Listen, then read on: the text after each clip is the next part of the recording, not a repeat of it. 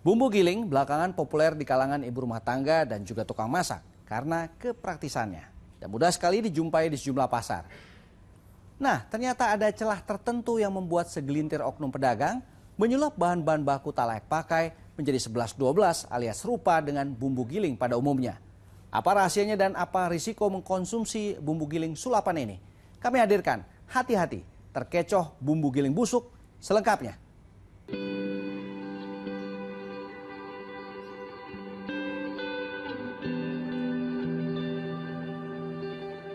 Kelezatan makanan tak bisa dipisahkan dari racikan bumbu dapurnya.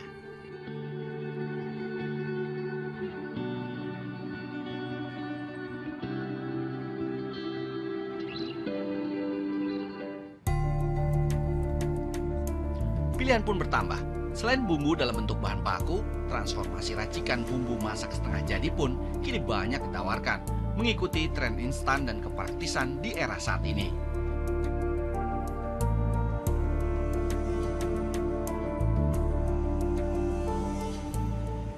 Tapi ini yang tak jarang membuat konsumen lengah. Berhembus kabar, segelintir pedagang memainkan taktik curang, memproduksi bumbu giling yang diramu dari bahan-bahan tak layak konsumsi.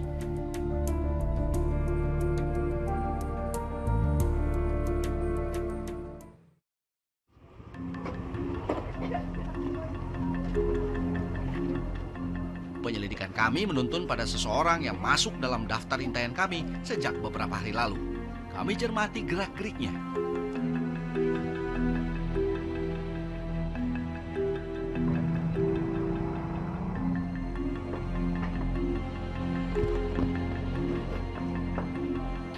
Ia minggir ke sebuah lapak.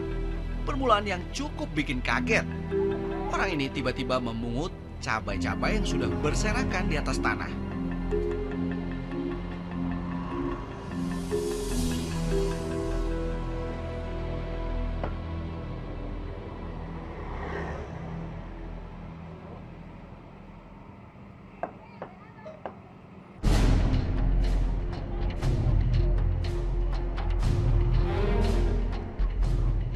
Kemudian langkahnya mengayun ke tempat lain, lapak sayuran. Sayuran segar tidak disentuhnya. Ini yang aneh, malah borong tomat busuk.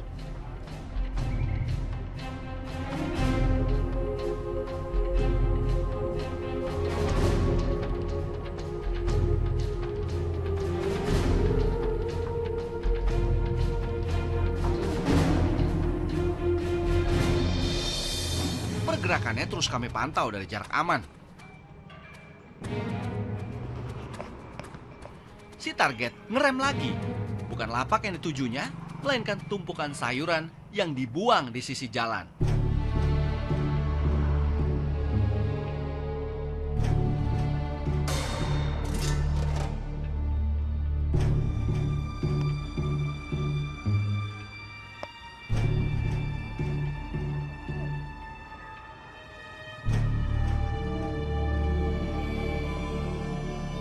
Benar bikin jijik. Cabai merah yang busuk tak absen dia pungut.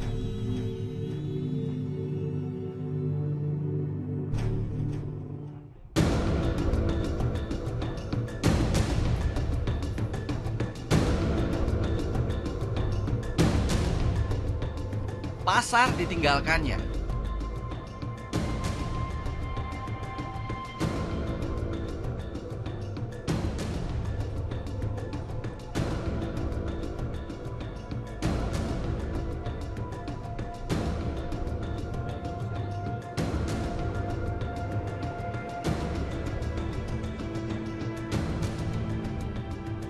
Masuk ke sebuah toko bahan kimia. Apa ya yang dibelinya?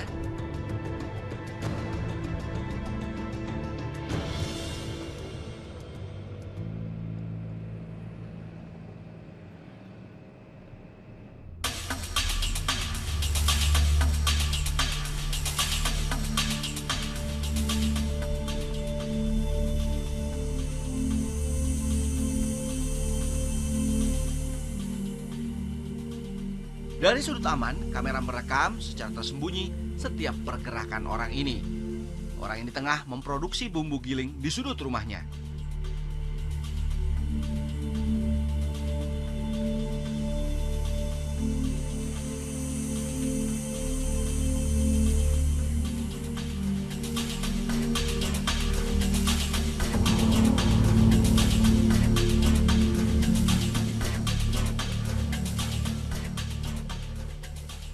Namun ada yang janggal, bukan cabai saja yang digilingnya.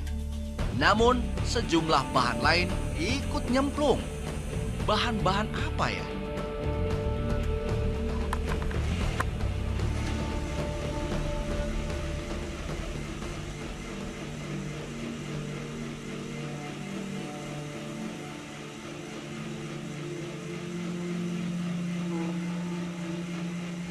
Penasaran? Beranikan diri lihat lebih dekat. Karang Skenario ingin berbisnis dengannya. Permisi mas. Iya mas, moga mas.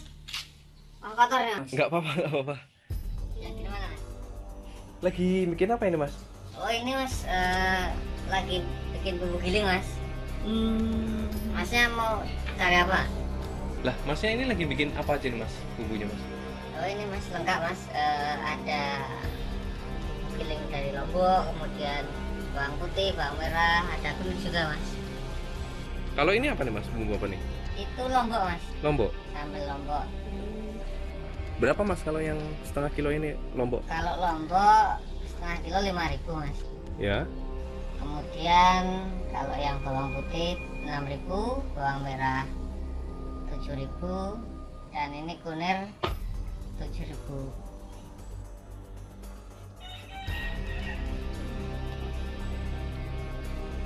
Mas kok kalau aku lihat cabenya kok ini sih mas udah mulai layu dan busuk kayak gini mas?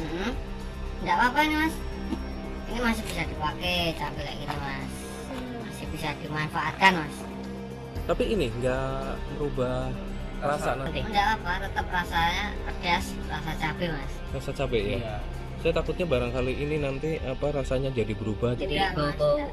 busuk misalkan. Enggak, nanti ada bahan-bahan lain mas. Jadi sebetulnya mas mau cari apa ini mas, kok dari tadi tanya-tanya mulu mau beli atau ada maksud tertentu ini mas? Enggak sih mas, saya memang betul-betul mau beli. Kebetulan memang di pasar kebutuhannya bumbu-bumbu giling gitu kan mas. Ya kalau misalkan mau beli apa? Kalau misalkan masnya hanya sekedar nanya-nanya, mending tanya ke beli tempat lain aja mas.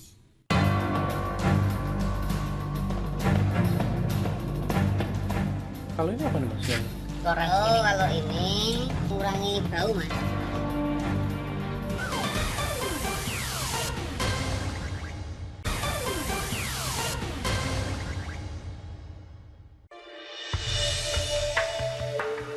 Sekali lagi, ini nggak apa-apa mas pakai kayak gini? Nggak apa-apa mas, masnya kok nggak percayaan ya?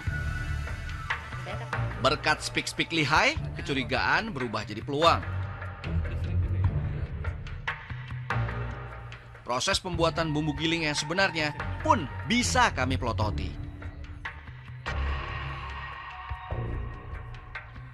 Bahan utama cabai yang dipakai untuk cabai giling ini jauh dari kata segar.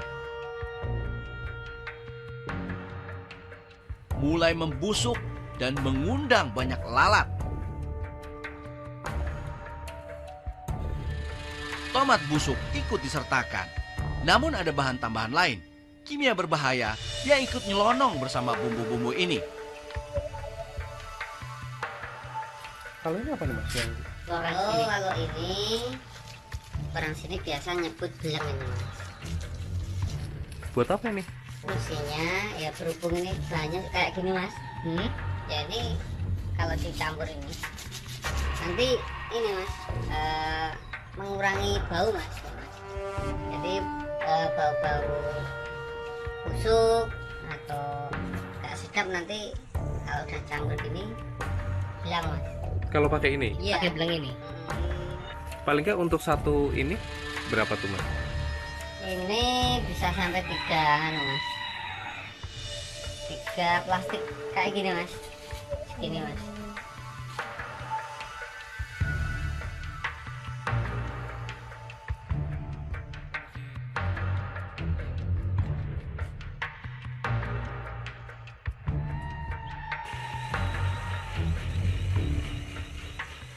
Bleng alias boraks ternyata bukan satu-satunya cara untuk mengupgrade cabai giling ini. Ada bahan lain yang berisiko bagi kesehatan pengkonsumsinya juga digelontorkan dalam ramuan cabai giling. Ini apa lagi mas? Oh, ini pewarna ini mas. Buat apa kasih pewarna lagi? Ya agar warnanya lebih menarik mas ini mas. Tadi kan ini banyak kayak gini mas, jadi perlu tambahan pewarna supaya warnanya lebih menarik itu loh mas. Biar lebih cerah. Iya, menarik, lebih sedap dipandang gitu loh. Lah ini kalau ini pewarna apa nih mas? Buat makanan? Ya pewarna gitu mas. Ya pokoknya pewarna gitu mas.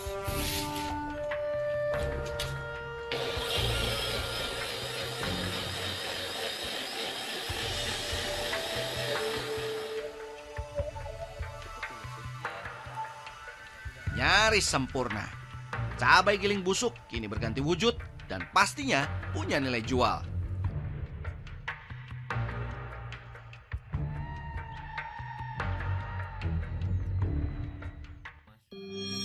Kini giliran bawang putih yang siap mendapatkan treatment lanjutan. Bahan utama bawang putih yang dipakai tak beda dengan cabai sebelumnya. Kondisinya sudah mulai layu serta timbul bintik-bintik jamur.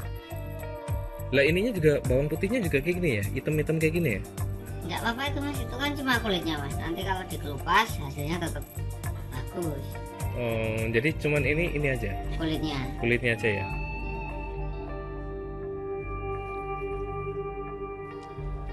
Penggunaan bahan tambahan lain seperti bleng yang bukan bahan kimia untuk makanan tetap dipergunakan. Alasannya, supaya bawang putih giling tahan lama.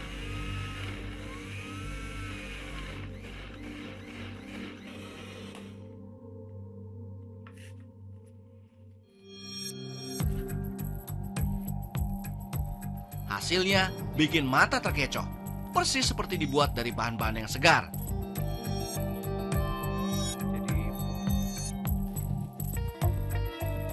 Sang peracik kini siap menggarap bahan bumbu lain, yaitu bawang merah. Kali ini bawang merah yang dipakai kondisinya lebih layak dan terlihat lebih segar.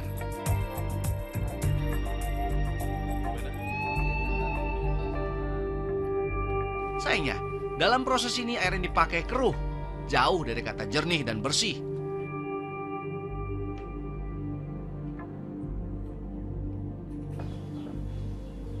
Penggunaan bleng wajib dalam peracikan ini, termasuk bahan pewarna penguat.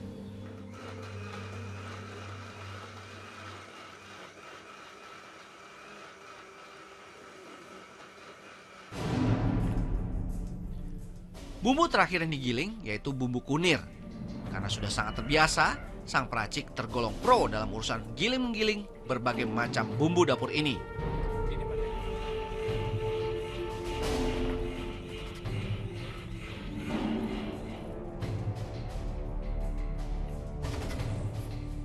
Empat bumbu dapur andalan ini dituntaskannya dalam waktu tak lebih dari 1 jam.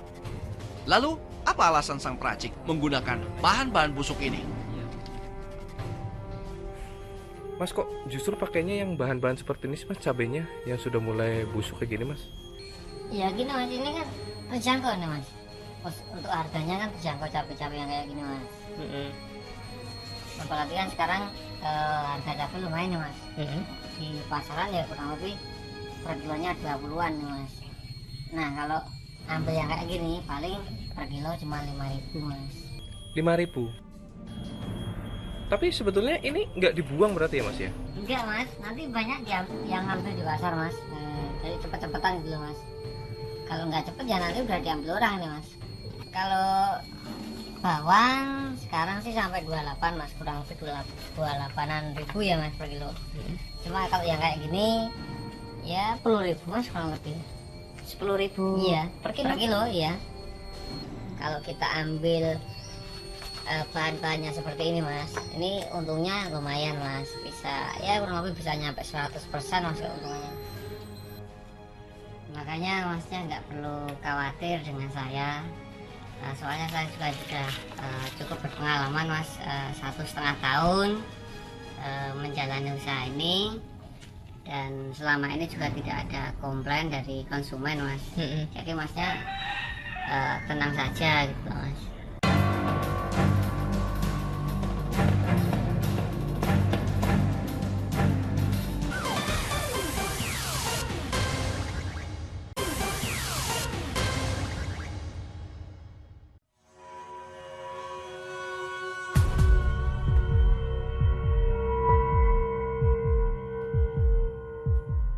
Bumbu giling rasa sampah selesai diramu. Masuk tahap akhir, pengemasan sebelum dilempar ke pasaran.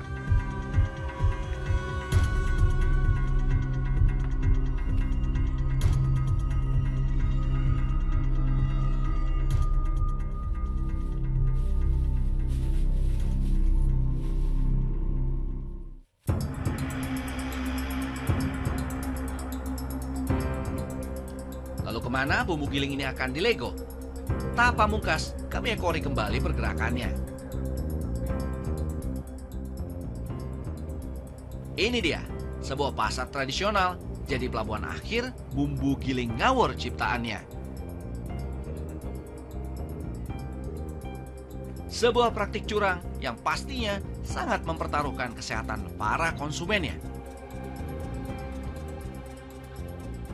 Makanan yang sudah busuk, baik itu buah maupun sayuran itu sendiri pasti akan mengandung mikrobia atau mikroba yang dia memiliki efek yang tidak menguntungkan bagi kesehatan. Salah satunya apabila dikonsumsi, bakteri ini dapat menimbulkan beberapa penyakit yang bisa menyebabkan diare sampai berdarah dan juga mual, muntah, ini akibat karena keracunan.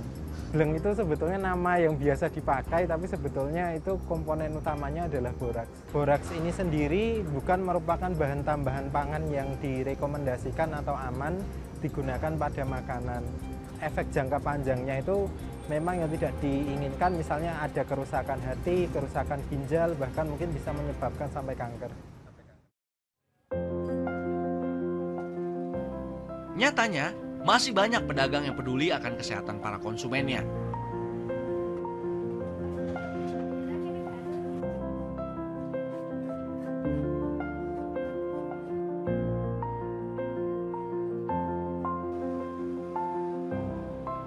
Sebut saja Novrio yang sudah 3 tahun fokus berdagang bumbu giling di pasar tradisional.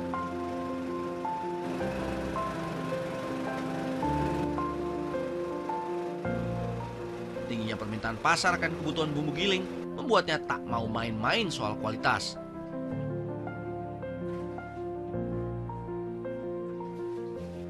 Hanya bahan baku segar saja yang akan ia giling, sesuai kemauan para pelanggannya yang tergolong sudah cukup banyak.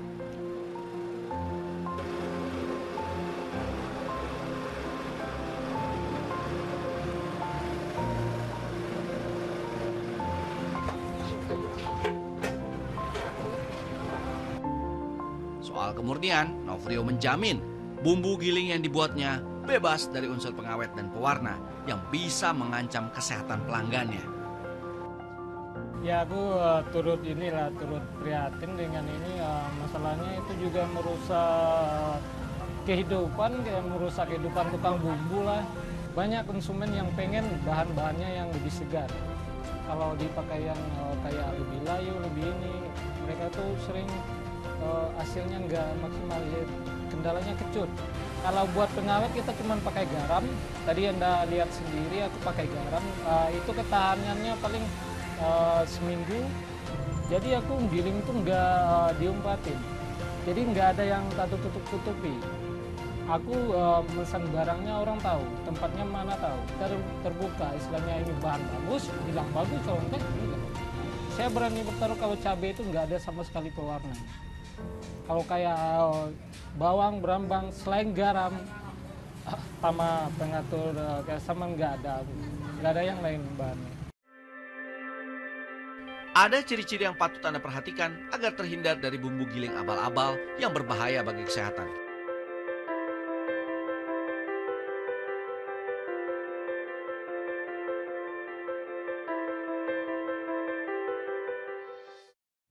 Alangkah baiknya jika meracik bumbu dilakukan sendiri dengan bahan baku segar yang kita beli. Namun jika terpaksa pun, pastikan Anda membeli bumbu giling dengan sumber terpercaya dan usahakan Anda menyaksikan proses penggilingannya sehingga bisa dipastikan bumbu giling segar dan higienis. Dan saudara, demikian Buser Investigasi kali ini. Kita berjumpa kembali pekan depan dengan topik menarik lainnya. Saya Joy Astro. Salam SCTV.